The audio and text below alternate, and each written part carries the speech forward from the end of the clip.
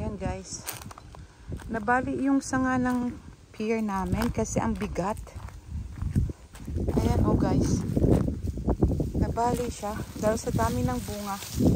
Mabigat. So, nabali siya.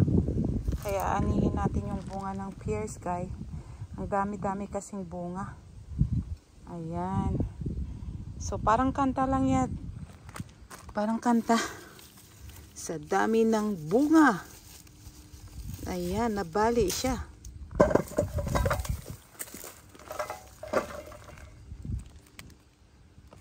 Ayan. Parang kanta, ano? Sa bigat ng iyong dinadala, anihin ang pear, nabali ang sanga. Pag nag-bless ang Lord sa atin, ang daming mga blessing. Kahit ano-ano na lang ang ipamigay ng Lord sa inyo po. Mga blessing nyo. Kaya appreciate the life guys. Ayan. Sa isang sanga po, ang daming mo mangkuhang blessing. Ayan. Isang sanga na maliit. Tingnan nyo ang blessing. Dahil po nabali siya. Isang sanga lang yan guys. Ayan. Dahil nabali yung sanga natin, sa dami ng at sa bigat ng kanyang dinadala, parang kanta nga talaga. Ayan. Sa dami ng iyong dinadala, asahan mong ako'y kaibigan. Ayan. Sa dami guys oh. Ayan. Dami ng pear ko. Hindi mabatas kainin guys. Sa mga mahihilig dyan ng pear, pag month po ng July, August, hitik na hitik ang bunga ng pear. Ayan po guys. Dami niyan. Kaya hindi mo makain ang isang puno pag nag-bless. Sa dami ba naman? Isang sanga lang guys, puno na oh. Ayan, so dami talagang makukuha. Kung mahilig po kayong magtanim, ang okra ko, 2 bisis ko nang anihin to. Ayan guys. So ang dami na rin. Dami na rin ng okra. Ayan, so pag wala kayong magawa at wala rin kayong time mag-alaga o magdilig, magtanim kayo ng mga okra. Dahil hindi naman alagain po yan.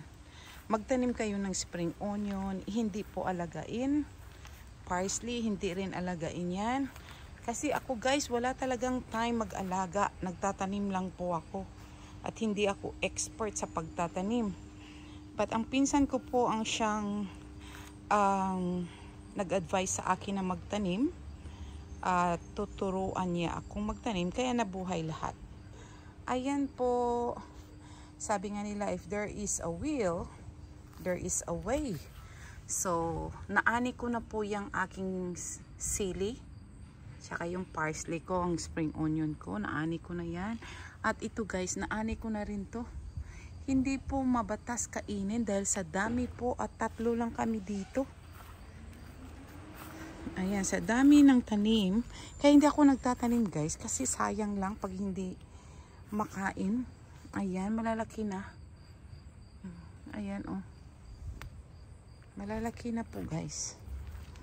So, pag hiling nyo pong magtanim, may aanihin. Ayan. Ilang bisis ko na po itong ipinakita sa inyo guys. Talagang may aanihin kayo. Yung aming pear ay hitik na hitik ang bunga. So, maghahanap po ako ng mapagbigyan nito kasi sayang po talaga. Sayang ang pear. At ang aking okra. May celery ako dyan, oh. Sayang guys, pag hindi makain, ano? Kasi yung iba walang kinakain. Tapos tayo sobra-sobra na dito. Mga biyaya, oh. Ayan, magtanim kayo sa likod ng bahay ninyo guys. Ng mga, kung hindi kayo umaalis ng bahay, magtanim kayo ng mga pagkain, vegetables. At kung wala kayong time, yung mga hindi alagain na vegetables tulad ko. Dahil pag summer po talaga ay wala kaming time, wala kami dito. Ayan guys. So ang dami po talaga na bunga ng mga dapat nating itanim. Kaya kung wala kayong magawa at meron kayong space sa bakuran ninyo, kahit na lang sa mga maliliit na pagtaniman ninyo ng mga container, mas maganda yung pagkain guys na galing talaga sa mga kamay na pinaghanapan ninyo, sa inyong mga pinaghirapang kamay. Bulol-bulol si host magtagalog at ako po'y hiligay noon, kaya nabubulol po tayo. At magtanim po kayo guys, sayang po. Pag may time po kayo, magtanim kayo. Ayan, ako nga nagtatanim kahit walang time Ayan, pag namunga siya, meron ka ng pagkain. Ganyan lang guys ang buhay. Magtrabaho, magtipid, magtanim, para-paraan lang para umasinso sa buhay guys Huwag po tayong maging tamad. Tayo po'y maging masipag. Kasi pag may sipag ka at tiyaga sa mundo, madali po ang iyong pag-asenso. Huwag po tayong maging tamad guys Ayan. So, ayan. Huwag nyo pong sabihin, ay wala akong time magtanim. Dahil ako po'y walang time magtanim din. Walang time mag-alaga ng tanim.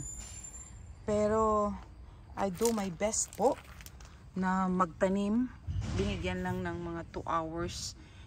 Tanim nyo lang lahat. Sa akin nga guys, dikit-dikit yung okra ko. Kasi hindi po talaga ako marunong magtanim. Ayan. Pag meron akong seed, lagay agad sa spaces na kung saan ay walang laman. Kasi dito po ay strawberry ang bala ko dito. Pero may nagbigay po yung aking pinsan ng seeds. So, nilagay ko na lang po. At nakalimutan ko pong itanong kung ang pagtatanim nito ay merong distance. Kaya, ayan, dikit-dikit yung okra ko. At least marami akong okra na aanihin. Next time, hindi daw didikitin. Ayan. So, yun lang guys. Thank you so much po sa pagsubaybay ninyo kay Ali Felcan Vlog. Please don't forget to like, share, and push that notification bell at lagi kayong updated sa aking video. At mga lalab, comment below if just to help me how to improvise my video vlogging. Comment are highly appreciated. Thank you po. God bless.